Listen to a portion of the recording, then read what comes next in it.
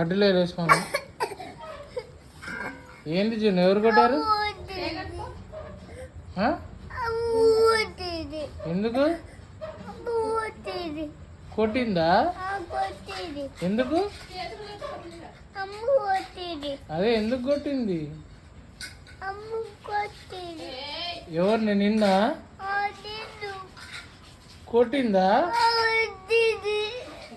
సరే కొడదాంలే. గద్దిచ్చిందా? ఏమన్నది? గద్దిచ్చిందా? ఏమన్నది? గద్దిచ్చిందా నిన్ను? గద్దిచ్చిందా? కొట్టిందా?